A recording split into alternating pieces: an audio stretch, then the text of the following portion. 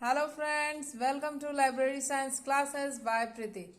आज हम आपके लिए टॉपिक लेकर आए हैं पुस्तकालय के उद्भव एवं विकास पे। ठीक है, तो चलिए हम लोग शुरू करते हैं कि पुस्तकालय का उद्भव और विकास कैसे हुआ। Let's go start. पुस्तकालय वह स्थान है जहाँ विभिन्न प्रकार के ज्ञान, सूचनाओं, स्रोतों आदि का संग्रह है। पुस्तकालय शब्द लाइब्रेरी शब्द का हिंदी रूपांतरण है। पुस्तकालय शब्द की उत्पत्ति लैटिन शब्द के लाइबर से हुआ है, जिसका अर्थ है पुस्तक। पुस्तकालय मानव सभ्यता के विकास के आरंभ से ही किसी न किसी रूप में पाए जाते हैं। पहले इनको पुस्तक के भंडार गृह के रूप में मान्यता प्राप्त थी और इनका मुख्य उद्देश्य और कार्य पुस्तकों को परिरक्षण करना था। यहाँ परिरक्षण का अर्थ होता है पुस्तक जैसा है उसी को उसी रूप में बनाए रखना। ठीक है, पुस्तकालय अध्यक्ष को पुस्तकों का संरक्षण माना जाता था। वह पुस्तकालय के उपयोग करने को प्रोत्साहित नहीं करता था। इसका अर्थ यहाँ पे ये हुआ, पुस्तकालय के जो अध्यक्ष हुआ करते थे वो केवल पुस्तकालय में पुस्तक के संरक्षण पे ही ध्यान दिया करते थे। वो पुस्तक कैसे उपयोग में पाठकों द्वारा की जा सके, इनसे उनका कोई लेना देना नहीं था। वह उपयोगकर्ताओं से अलग अलग रहते थे।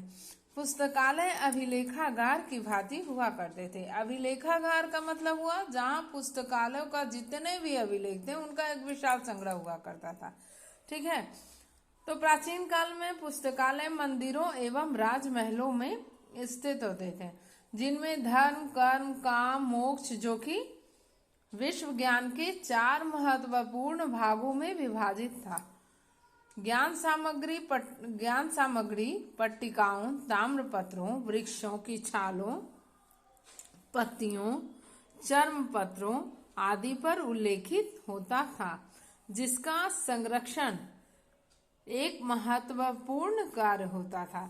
कहने का अर्थ है कि पहले जो पुस्तकालय होते थे उनका संग्रह कहाँ रहता था, जैसे कि पट्टिकाओं में, ताम्रपत्रों में, वृक्षों की छालों में, पत्तियों में, चर्म पत्रों में, इन सबों पर ही पुस्तकालय उल्लेखित पुस्तक के बारे में उल्लेख हुआ करता था, जिसको कैसे संरक्षित किया जा सके ये एक महत्वपूर्ण कार्य होता था।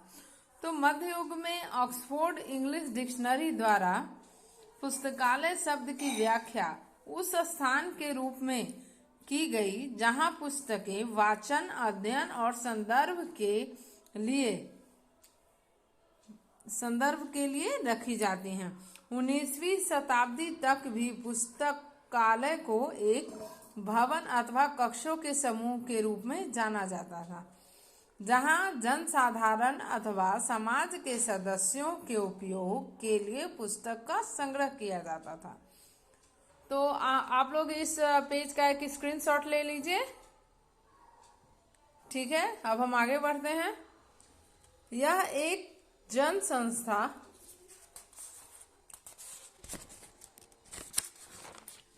था जिसका कार्य पुस्तकों का संग्रह और संरक्षण करना था।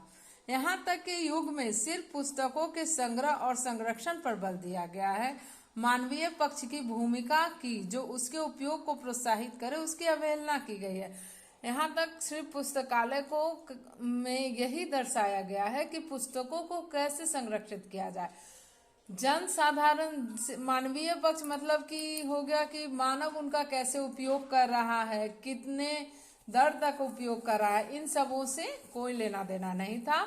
सिर्फ और सिर्फ पुस्तकों को एक पुस्तकालय में संभाल कर रखना ही पुस्तकालय अध्यक्ष की उत्तरदायित्व होती थी। ठीक है, अब जो है पुस्तकालय और पुस्तकालय की सेवा की अवधारणा में अमूलभूत परिवर्तन हो गया है।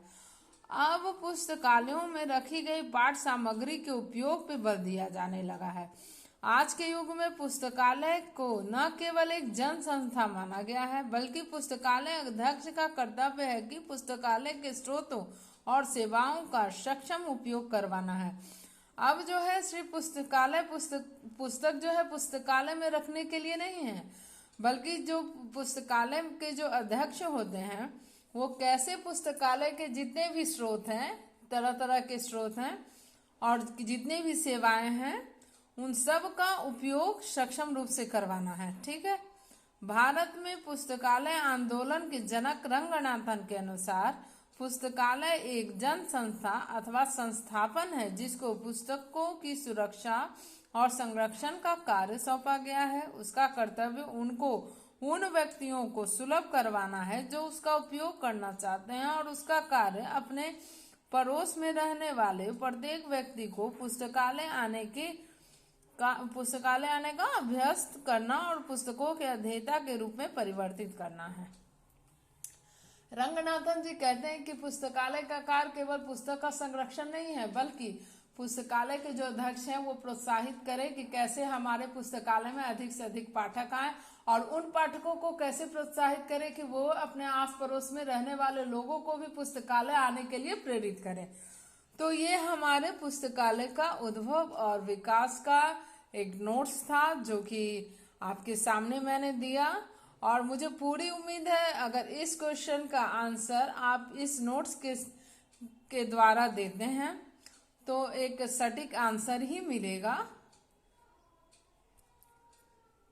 तो अगर आप हमारे वीडियो को लाइक करते हैं, सब्सक्राइब करते हैं तो प्लीज प्लीज प्लीज इसको शेयर करें और आगे भी फॉलो करते रहें। Thank you. मिलते हैं नेक्स्ट वीडियो के साथ एक नए टॉपिक्स के साथ। धन्यवाद।